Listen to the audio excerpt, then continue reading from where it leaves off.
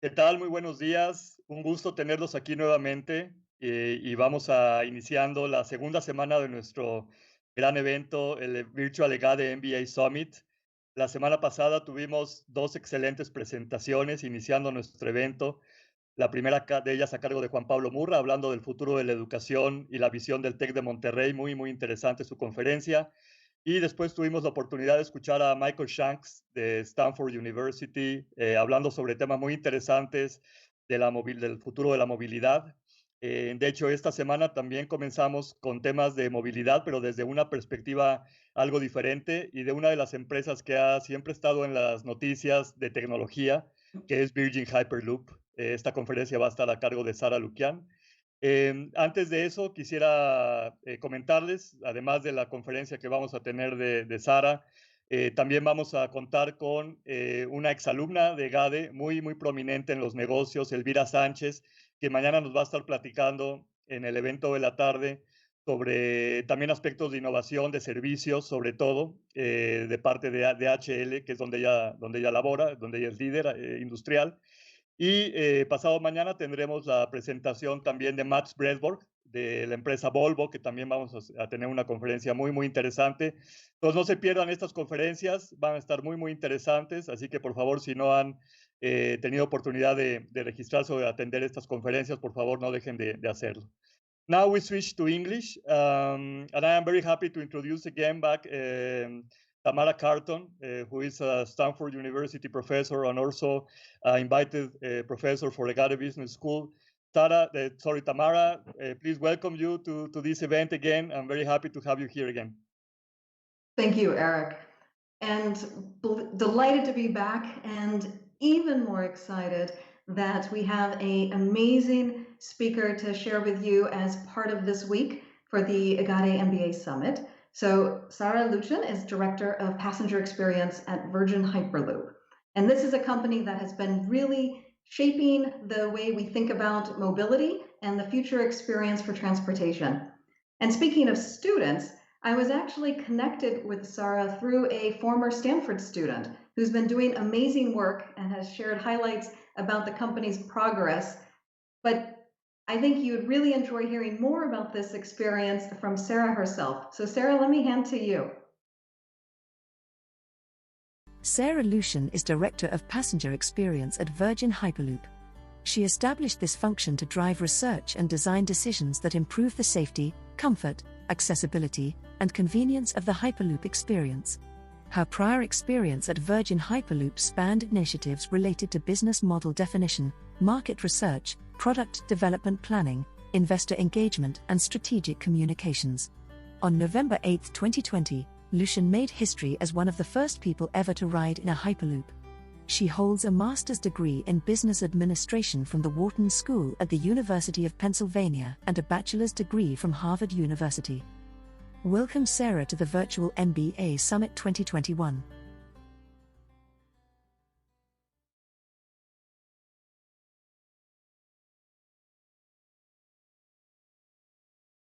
Thank you so much for that introduction. It is such a pleasure to be here, especially speaking with fellow MBAs as well as faculty, alumni, any staff, others who are here with us today. It is truly an honor to join you. As mentioned, of course, I am Sara Lucian. I established the passenger experience function at Virgin Hyperloop. Now, what does that job even entail?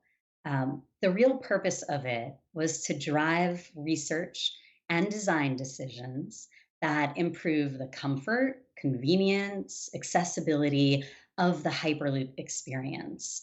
I really want to communicate this narrative to the public and to other key stakeholders. And most of all, what I see as my key role at the company is to promote empathy in engineering. Now, one of my purposes for this talk, of course, is to share a little bit more about that work being done at a company that's truly seeking to revolutionize the future of mobility. In my role, I spend an inordinate amount of time asking my colleagues kind of random and perhaps slightly intrusive questions like, what do you hate about your commute? Are you introverted or extroverted? And how often do you use the toilet? Now, hold on to that one because it will come up later. So, my hope is to highlight some of this work, of course, and to share some about my own rather circuitous path into this unique role, and as well, hopefully, distill some of the lessons that I've learned along the way. Now, I'll pause for a moment because there may be some of you in the audience who are asking yourselves, what even is the Hyperloop? So let me zoom out and address some of the problems that we're hoping to solve, as well as where we think we fit into the overall system. So, what is the Hyperloop? Well, it is hopefully a solution to the issues that we've been seeing increasingly as the world changes. We've seen incredible evolution in the last 100 years, even the last couple of decades. So many industries have seen such progress in recent years. Medicine, technology, entertainment, and yet we are still overwhelmingly reliant on modes of transportation that were invented a century ago, if not more. Half of the world's population lives in cities today, and that's expected to increase to two-thirds in the next decade or two or three. And these effects of urbanization, I know I feel them every day in the increasing drag of my daily commute, infuriating congestion on the highways, choking pollutions in the downtown. And our existing solutions just are not keeping up. We've discovered that adding a lane to the highway actually just induces demand for more cars. We are exacerbating the problem in some cases rather than actually solving it. And of course, we are facing a existential global climate crisis that can't be fixed with band-aids or incremental change. We need to create and deploy solutions that are actually truly innovative, things that can take millions of pounds of pollution out of the air. Now, in short, I think what we need is a giant leap forward. And our view at Virgin Hyperloop, of course, is that we are part of that solution. We propose to develop and deploy a technology that takes the best aspects of all of the existing modes, essentially, while reducing or even eliminating, in some cases, the major frustrations and frictions of those modes. So, for example, it might be the speed of a plane and the convenience of a car, service that is on demand, like a metro, but actually moves masses and masses, thousands upon thousands of people, like a train. And all of this would be totally electric with zero direct emissions. So I really like to think of us not only as a company, which of course we are, but really as part of a kind of a larger movement looking towards a more optimistic, cleaner future. Now, that's all very well and good. That's the visionary talk, of course, but let me get down into the nitty gritty for a moment and just share a bit about the actual mechanics. Now, the idea of a hyperloop is not entirely novel. It's been around for decades. Some would say it was initially ideated even in the end of the 19th century, but the tech was not ready for it yet. So, what is it? It starts with our vehicle, which is something that we call a pod, that's magnetically levitated so that they glide frictionlessly through these vacuum tubes. Now, what we've done in the vacuum tubes is not a perfect vacuum, but we've sucked most of the air out so that the atmospheric pressure inside of the tube is akin to what you would experience at 200,000 feet above sea level. It's all propelled with our proprietary electromagnetic system. And because you have this absence of friction, because there's no a grinding of wheel on track or wheel on road, and because you've eliminated most of the aerodynamic drag in the environment by sucking the air out, you actually enable these really high speeds. So, speeds of over 600 miles per hour or 1,000 kilometers an hour. That's as fast as a plane. That's 6 times as fast as the fastest train that we have in the United States. Now, I know that that is a low bar. We are not at the head of the class for fast mass transit in the US, but this really has fascinating implications for how we're able to connect cities.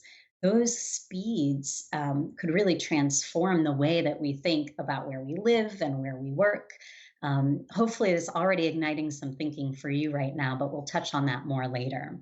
Now, the final thing to note is that it's all electric. So there are no direct emissions, and it's run by an autonomous control system, which reduces or indeed eliminates most human error and actually enables these high speeds with tens of thousands of people moving per hour per direction. So, perhaps at this point you're thinking, okay, well, that sounds very ambitious and exciting. It's a great dream. The tech works fantastic, but that's got to be decades away, right? Is it actually real? So I am very pleased to announce to you that we actually had some pretty momentous tests done very recently, just in November of 2020. And I could say a little bit more about it, but we have a brief video queued up that I think will express it more eloquently than I could. And then we'll get right back to the discussion after that. We're driven to explore, to connect, to innovate, to muster the courage to take a giant leap forward. The time has come to ask ourselves again, what is the future we want to build? All right, team, please confirm you're ready. Ready. Ready. Ready. Capcom, you are a go for launch countdown. Pegasus, this is Capcom. Prepare for launch in 10, 9, 8, 7, 6, 5, 4, 3, 2, 1, launch.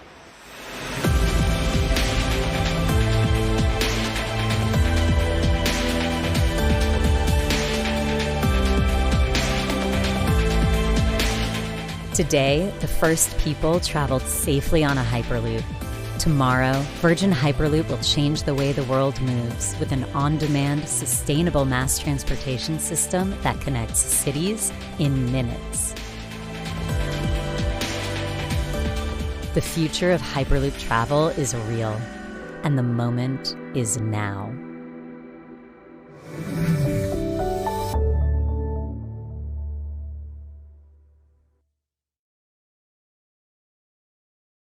So I wonder how you felt when you were watching that, because I know that every time I see it, I feel a little bit of a thrill.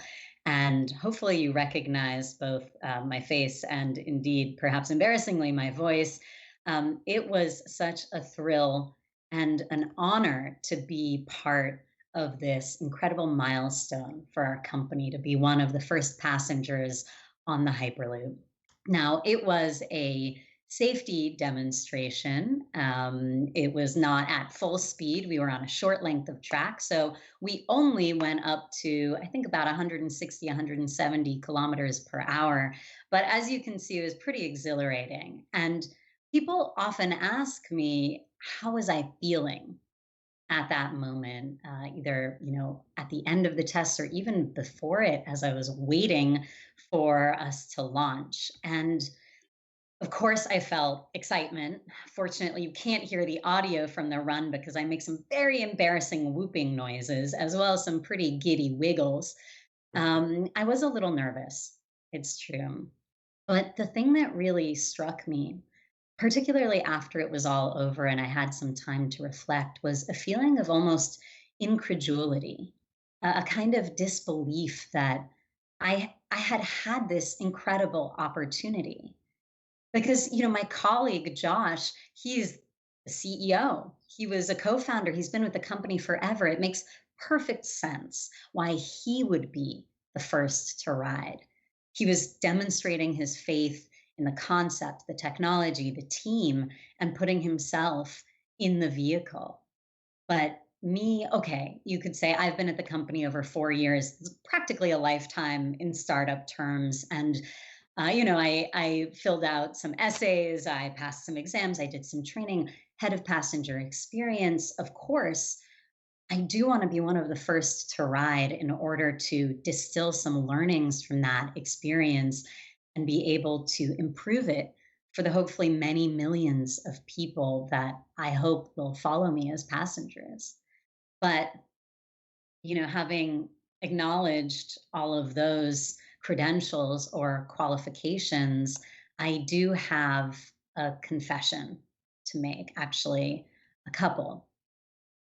Before Virgin Hyperloop, I had no experience in design, no experience in technology or transportation. And in my entire life, I have never even owned a car. While we're at it, and I am confessing things to you, I might as well admit that I am also petrified of public speaking. So we are in for a pretty great session together. But I can pause here for a moment and acknowledge I went to business school too. And at least for me, my experience was that self deprecation was not that common. It wasn't appreciated. I felt the need to present as confident, as competent, basically at all times. But I know that there are some of you, perhaps many of you, who are still low key wondering, am I on the right track? Is this the path that I intended to go down? Maybe that's even why you are pursuing your MBA, is a pivot, a desire to pursue a path, a career that is more in line with your interests or your values. Now, there's a great quote from Steve Jobs um, about how it's very difficult to connect the dots in one's life or career unless you are looking back at it in retrospect. But I just watched Professor Shanks's wonderful keynote speech, and he beat me to it. And I have to relinquish that quote to him. He has these wonderful credentials, a fantastic speech, this very distinguished, credible accent. And so instead, I will quote someone who is even more formidable than Steve Jobs and has an even more distinctive accent than Dr. Shanks. And that is my mother. She used to tell me, Sara, nothing you learn is ever wasted. Nothing you learn is ever wasted. That has been a comfort to me throughout my education and my career as I pursued things that didn't always make sense to my parents, that sometimes didn't always even make sense to me. You see, I was born to two Eastern European engineers, the kinds of people who say things like, you can be whatever you want to be, as long as you are the very best in the whole world. There's no pressure, right? So for them, I think the acceptable occupations for me to pursue were things like doctor, lawyer, engineer, astronaut, maybe. I think that would have been acceptable. I know my mom dreamed of being one when she was young and growing up in communist Romania. And that's one of the reasons why she became an engineer. She never made it to the stars, but she did make it to America. And I truly believe that her being an engineer, my parents both speaking this essentially international language of math, of science, is what enabled them to escape this brutal dictatorship and give me opportunity in the US. And for that, I am incredibly grateful. But what I wanted to be was an actor, a writer, an archaeologist. I liked this idea of digging deep into lives that were not my own, trying to understand people and inhabit their world and make sense of it. And don't get me wrong, I liked science, particularly the natural world. I still do, but I was more interested in people, what moves and motivates them, what inspires and influences the strength and fragility of our connections with one another. So in my teens, I joined a crisis hotline, which taught me one of several skills that I think serve me really well in my work today: how to validate people's feelings and empathize with their situation, even perhaps especially when I don't share those feelings or experiences. I was a psychology major at Harvard, so more of the same. And then I went into nonprofit because I was trying to make an impact in the world. And this is the moment where, if we were all together, I would ask you to put your hands up and see how many of you worked in nonprofit before coming to business school. It was only maybe 2% of the incoming class at Wharton when I was there. And, that kind of work for me felt really important. It felt important. But I was reading contracts in a legal office, and it was so far from the impact. It wasn't that interesting. So this is something that I started to think more about: was how do I make my impact? What is a sustainable avenue to go down? And, in this work in nonprofit, I felt like, okay, interesting, not so much; important, very much, but always susceptible to other people to donate money, susceptible to the fallacy that poverty is purity. And I know this might be cliche, but someone in the audience probably needs to hear this. That is not true. You can do good and do well in the world. So I went to Wharton to try and bridge that gap and to understand, the skills, to gain the network, the resources, to feel like I could actually make that impact, and do important work that also interested me. And I went, like so many of us do, into management consulting after that, where I regret to say that although the work was impressive at times, it was not really, it didn't capture me. Let's just put it that way. We all have different priorities, and I would never yuck your yum.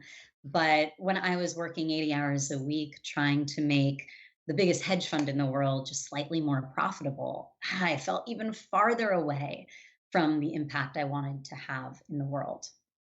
So when I heard about an opportunity at Virgin Hyperloop, I was immediately captured by the possibilities. The idea that this technology could actually connect cities as though they were metro stops, right? And the implications that that would have for where we live and work, for um, urban planning, for cargo, for how we negotiate the concept of distance. So I jumped at the chance to join the business strategy team. And the work that I did there, was maybe not that exciting or thrilling initially, but it was like that Sheryl Sandberg quote. She's the chief operating officer of Facebook, and I believe a mentor told her, when you're offered a seat on a rocket ship, don't ask which seat, just jump on. And so that's what I did with Hyperloop. I was doing familiar work like business model definition, market research, product development planning, investor engagement. And after a little while, I started to identify some of the strengths and the shortcomings of our approach up until that point. Now, what I noticed was how technical our orientation was to everything. For years, since the company's inception, our engineers had understandably been laser focused on developing and refining the technology itself, which makes perfect sense. Because if the tech doesn't exist, you don't really have a company, right? But in all of that time, even as we grew more and more confident about that technology, there had been little focus on the experience that the technology was going to enable. And I truly believe that you can design the most elegant mechanical solution, display sophisticated diagrams, or calculate an impressive return on investment. But at the end of the day, we are moving human beings. And this is where my background in psychology, I think, came in handy. This is where I hope that we can all start thinking more critically about the human aspect of futures thinking and design. It's people, yes, they want to know that there's an ROI, but they also want to know, what does it feel like? Don't tell me, what are the vibrational lateral tolerances. They might not understand that, or if they do, they know that the end user doesn't understand that. They want to know, what does it actually physically feel like? How does it make my life better? Are there windows? Are there bathrooms? So I started asking my colleagues these questions, all of them, but especially that last one. What do you think? Should there be bathrooms in a Hyperloop? Now, I would ask my colleagues, and all of them would say, no, obviously not. And I'd ask why. And they'd say, well, probably the first several trips that the Hyperloop will run on, the first routes that we deploy, are likely to be shorter routes. So maybe half an hour. And I thought initially, okay, that makes sense. I can also hold it half an hour. And then I got to thinking, well, how long is too long? At what point in our development and our deployment will the routes cross that threshold where we might need a toilet? I looked around, I realized a lot of my colleagues are young, healthy, mostly single men. I share many of those characteristics, but it made me wonder, are there other people with different needs, who might be riding, who might have a different threshold? And that got me thinking to what other obvious questions were going unexamined. And I approached leadership with the view that some of those needed to be sorted out sooner rather than later. So in late 2019, I established this function to try and better develop and communicate our story. Now, I'm going to show you a picture of a pod that we were using in the Middle East. It was actually designed and fabricated in 2017, around the same time that I joined the company. And we'd made it for these key stakeholders in that region. So I'm hopeful that the image you come up will be fairly clear, and you can take a moment to examine your impressions of what it evokes in you. So here's the pod, right? How does it make you feel? What do you like about it? What interests you? What do you think is missing? Would you ride it? Would you ride it every day? Would your grandmother ride it? And I was looking at it, and initially I thought, oh, this is really cool. But then I started asking these questions as well. And of course, I had started out the conversation internally by making it kind of personal and asking about the bathrooms. But where the business school background and the consulting background came in handy was when we started thinking about it quantitatively, asking, okay, let's say that people have different assumptions or needs around what should be in this vehicle. What will this cost us in terms of both time and money to redesign and retrofit, right? How late are we comfortable coming to the realization that something needs to change? And there are other impacts as well. Our financial case is built on certain demand assumptions. Now, these are well substantiated assumptions. We have an in house transportation economist, we have conservative model. But at the end of the day, if 20% of our target market chooses not to ride because we missed something like bathrooms or windows or whatever it might be, how does this affect the financial case? And then we started to get other people on our team, like business development and marketing, making it more qualitative. Okay, so let's say we don't have bathrooms in this vehicle. And I promise you, I'm not obsessed with bathrooms, but this was sort of the one topic that everyone could wrap their head around because it's so human, it's so relatable. So let's say that there aren't any bathrooms. Okay, makes sense for 99.99% of the use cases. But then, there's a child and they have a strong need. And okay, if something happens and there is a bathroom, no problem. Accidents happen. People understand it. It's not our fault. But if there's no bathroom at all and there's some kind of an incident, we are the idiots who didn't think about something this basic, right? And then the press picks up on it, and instead of calling us Hyperloop, they're calling us Hyperloop or well, worse, you can imagine, right? There's this idea that even because you think something won't or indeed shouldn't happen, doesn't mean you shouldn't prepare for it. That's part of the reason why airplanes still have ashtrays, even though you're not supposed to smoke on them. You should have these redundancies and recognize that humans are not so predictable. They're not so rational. Things happen.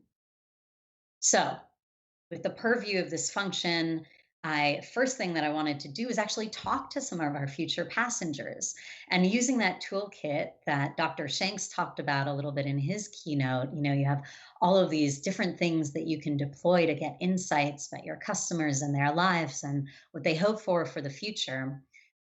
We undertook some focus groups in multiple cities around the world: India, the US, Middle East, some of our key markets at the time. And we got some pretty interesting results. People often liked the look of this image. We shared this image and several others, and many of them said, "Oh, this is pretty cool. It's like traveling into the future." But we also got people who said, "It's kind of cold. It's off-putting." One person called it, and this is a direct quote, "an apocalyptic dentist's office." And another person said something to the effect of, "Oh, this looks like the test clinic where the aliens dissect my brain after they've abducted me." So, I don't know how much stock to put in that last one, but overall, the results of their feedback were much more mixed than anyone internally had a reason to believe. And this was a really good insight to have. So we started to dig a little bit deeper to ask them about what kind of accommodations they want and what they thought were missing in this pod design. And I was happy to say vindicated on the bathrooms. And a lot of people, not everyone, but a lot of people said, "I absolutely would not ride if you didn't have facilities." And a lot of those people were parents. We don't have that many parents at our startup. More now, but certainly not a few years ago when we were very young. That being said, I ran into a kind of a dilemma around windows because people were also saying, "I won't ride this unless there are windows." And I'd say, "Why not?" And they'd say, "Oh, it's claustrophobic. I need to be able to see outside." And I'd explain, "Okay, I understand. I prefer having a window as well. But, what are you going to see in a Hyperloop if I put a window in this pod? Nothing. as you're inside of a tube, you can't see anything. And yet, time after time, they would say, no, I can't explain why. I need the window. And this was kind of a conundrum. And this is common conundrum when you're doing consumer insights, which is people will express a desire for something and they can't quite articulate why they are so insistent on it. Because I can think of many examples where we all get into vehicles that don't have windows or windows that don't function, right? I mean, I used to ride the subway, the metro, every day, twice a day in New York City for a decade. You're underground most of the time. You can't see outside of the windows. And frankly, when you can see out the windows, it's not that reassuring. We've all gotten in elevators, no windows whatsoever. Now, of course, that is a shorter trip, but it is, I think, pretty objectively an uncomfortable space to be in, both physically and socially. And we're willing to do it because the level of service is so much better than the alternative. And finally, I think most of us have been in airplanes where we're traveling at night. It's dark out, you can't see anything, or they ask you to keep the shades down. And yet, still, I also irrationally always want that window seat. So, the challenge for us, and the challenge that is often presented to people doing this kind of research, is to try and dig deeper and see, why is it that people are saying that they want this thing, even though it doesn't make total sense? And part of the issue is that it's very hard for us to, all of us, to envision something other than what we already have, something more than merely incremental change. It was Henry Ford who said, if I had asked my customers, they would have asked for a faster horse. We're not trying to create a faster horse. We, like Henry Ford, are trying to create a whole new mode, something that revolutionizes our idea of mobility. So this is where you start using some of those other tools, interviews, surveys, several fantastic design partners to try and dig deeper and create a new vision for what Hyperloop travel, or certainly just broadly the future of mobility, what that experience could be like. Now, we started with something that is very difficult for an engineering firm to embrace as we embarked on this process. And that was emotions. What do we want people to feel when they experience this new mode? Now, the reason that we started here was because, of course, there is a version of the Hyperloop that is very dystopian. It is dark. It's got these cold blue tones. It's chrome. It's sleek and fast and exciting, but it's the sort of thing that you see in science fiction. People getting into a station, getting into this vehicle, hurtling through a tube like a bullet being shot underground, and they race from city to city, never having seen the outside world, right? That's not really what we want to present as our vision of the future, because it's not our vision of the future. So we tried to shift away from that darker vision and embrace something that's more open, airy, clean, bright. The main emotion that people wanted to feel, or there were several. Certainly there was comfort and convenience, but above all, optimism. The sense that not only is my day going to go well, but the future is bright. Another thing that we were really looking to make sure that our system kind of represented was a sense of approachability. Now, approachability is very obvious, right? The key is in the word. If people won't approach, they never ride. Again, there's no business. And we're not the first ones, of course, to think about this. Have you ever seen the Waymo prototypes? They are very cute and almost goofy looking, like little marshmallows on wheels. And this is by design, because as you approach the future and you look towards technologies and applications that are novel, you also face the prospect of people being intimidated, nervous, scared. And you want to mitigate that as much as possible with a sense of familiarity and friendliness. So, I haven't mentioned amongst all of these sort of positive emotions, what I didn't mention, and perhaps you noticed, was the tech itself. People are not looking for technology explainers. They want to know at a basic level that it works, that it's safe, but not to bring the tech forward, because again, that intimidates. And that is in the underlying architecture. What we really hope to focus on, to highlight, is what the tech enables.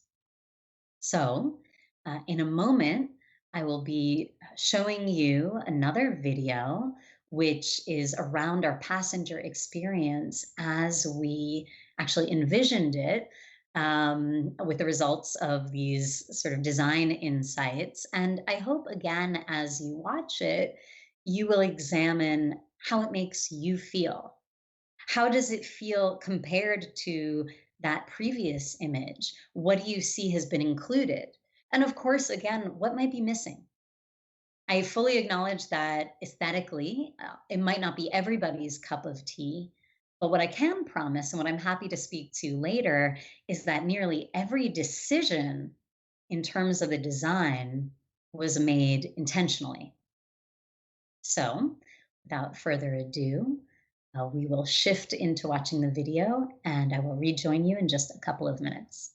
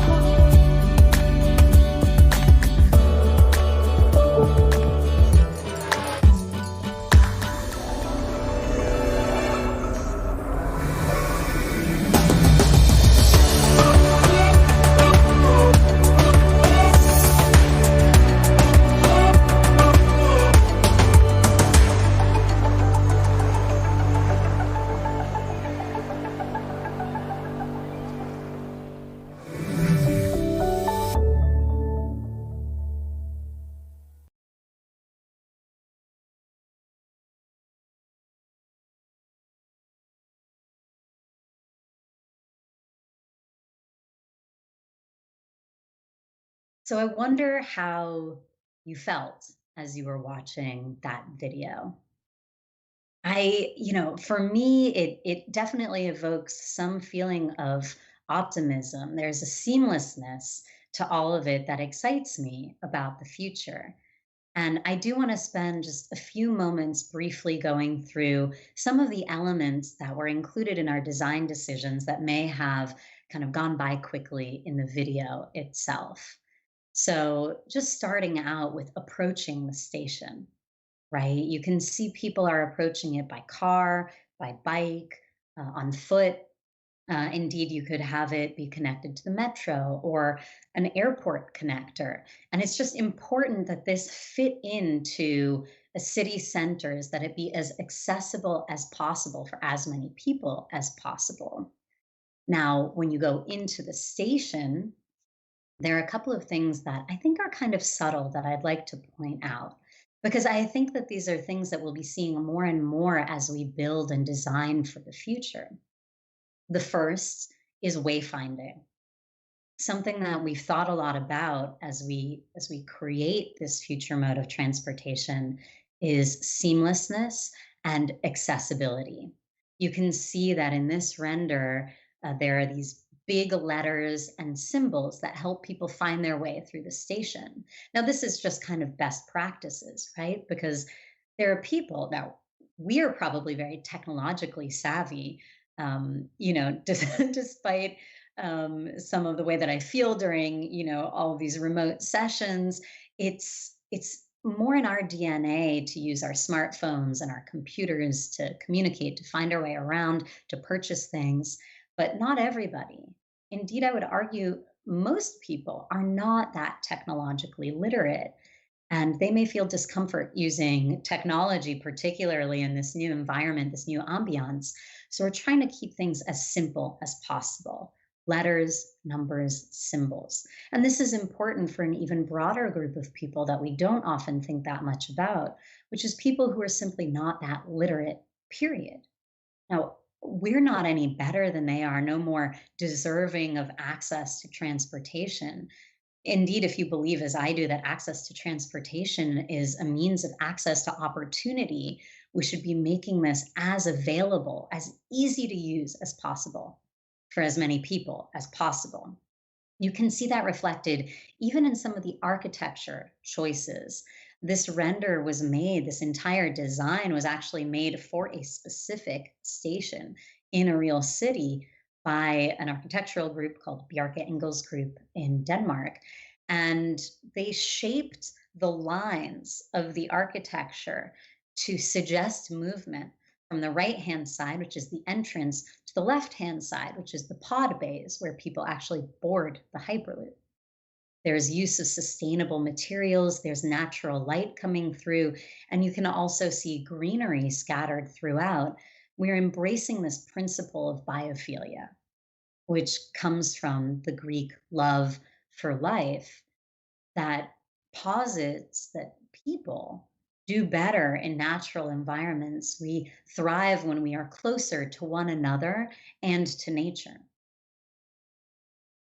Now, when we look at the pod itself, there's a lot going on. And I want to ask you to focus on a couple of different elements of it. The first is who or what it accommodates. And the second, of course, what I keep coming back to is what emotions or feelings does it evoke? What needs or desires or fears does it address? So, in terms of accommodations, it's fairly straightforward. People gave us feedback from the old pod design. I don't see anywhere to put my luggage. So there are luggage racks. There are certain elements of personalization like lights, ventilation, personal displays for information if you want it. There's different seating layouts. And this again goes back to thinking about use cases and demography and psychography. Who is embarking on this journey? Now, my bias is I'm introverted and a frequent business traveler. So you might see me on the side with the dark seats that are individually allocated. I'm catching up on emails, I'm listening to music. For someone who is neurodivergent, who maybe is on the autism spectrum or has other needs socially or emotionally, this may be their preferred option as well. And that's something that we wanted to incorporate in our design for the future. Now, on the other hand, you might have folks who are, traveling as pairs, couples, families, groups of friends. Maybe you're a very sociable stranger and you want to travel in a group. So now we have double seats and quadruple bay seating for you as well. The angle that this render with the people in it is taken from, you can't quite see, but it's taken from the perspective of our wheelchair accessible seating. And again, accessibility, I keep touching on it, but we have this opportunity to be thinking about people who have been traditionally excluded from transportation and other innovation in the space and actually make it more accommodating for them. My hope is to actually expand our understanding of accessibility and start thinking about redundancies and services that aid those with different needs, like visual impairment or hearing impairment. Could we use sonic cues to help you locate your pod or the correct seat? Now, finally, you can't quite see it in the image, but I am happy to announce that our current pod design does have bathrooms, which I'm sure will be a relief to our customers. And when we think about how this makes you feel, well, there are a few things that we've added in to try and address people's concerns, right, on a more an emotional level. You can see that there's different interplay of light and dark colors, of textures, which is intended to kind of open up the space and improve the visual interest of it.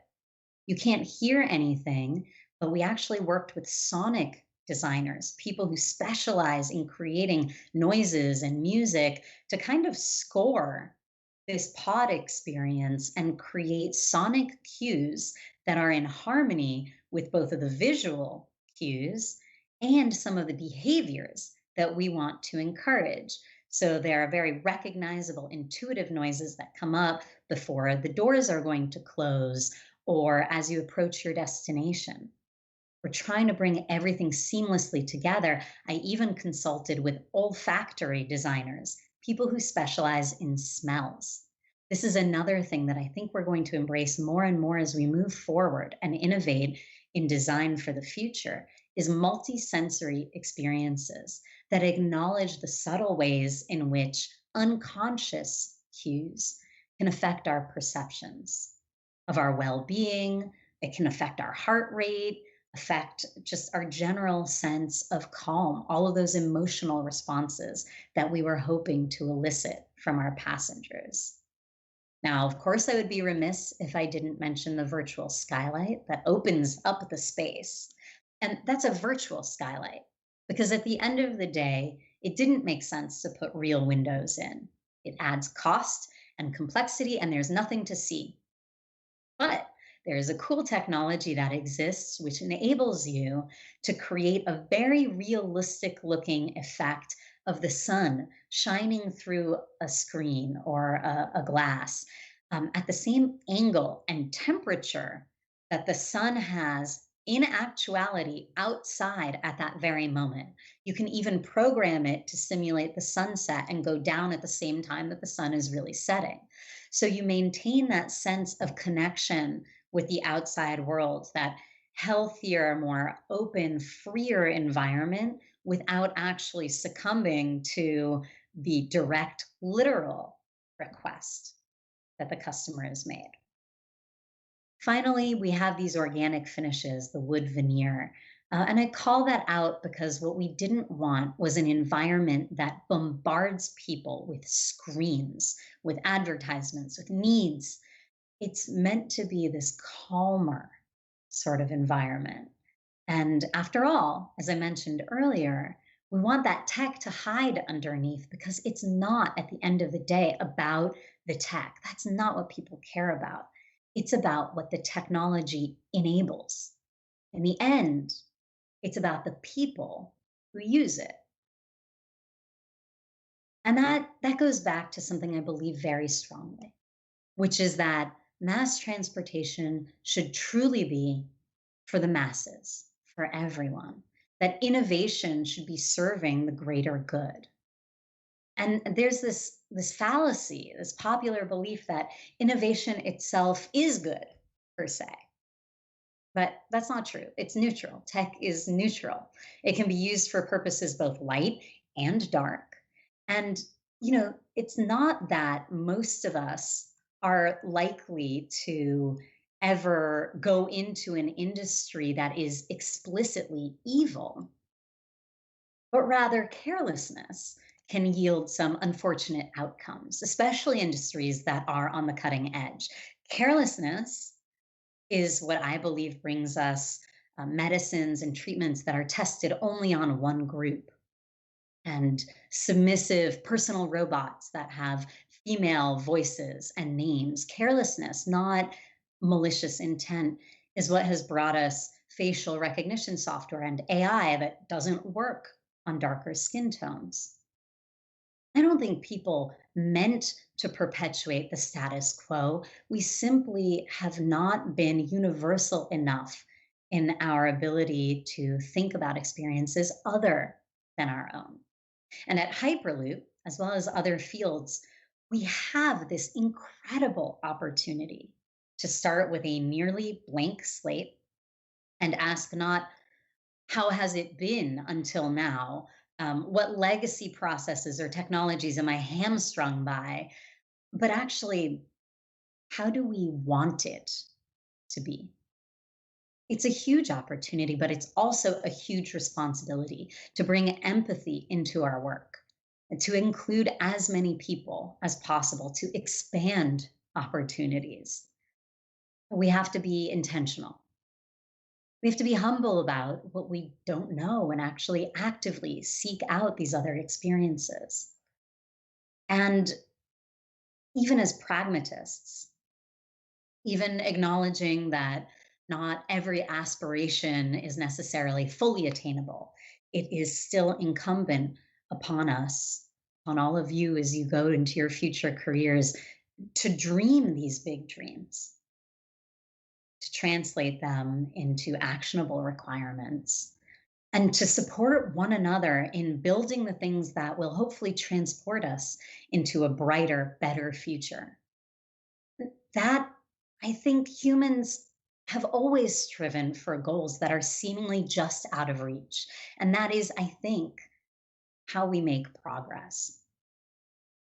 So I'm closing now. As a woman who is not an actor, not a writer, not an archaeologist, but still thinking about people and their stories.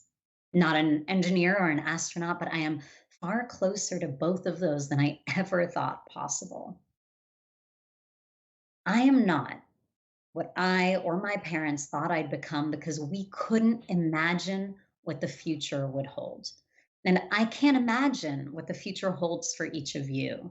But as you look forward to long and certainly promising careers, I hope that you remember to seek out the things that are both interesting and important, to embrace curiosity and optimism, and to integrate empathy into your work, whatever that work may be.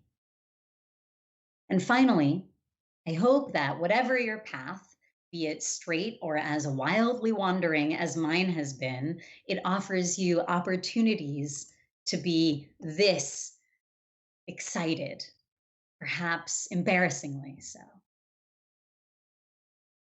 Thank you. Sara, that was amazing.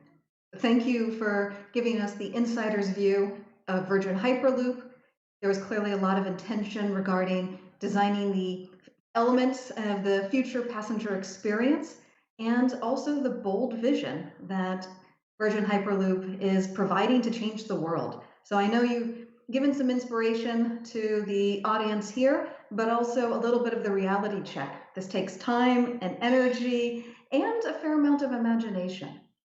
So thank you, everyone. I know we ran a minute or two longer, and realize the future doesn't stop. So please come back We have another guest speaker planned for Thursday, and really appreciate all of your time to joining us for the event.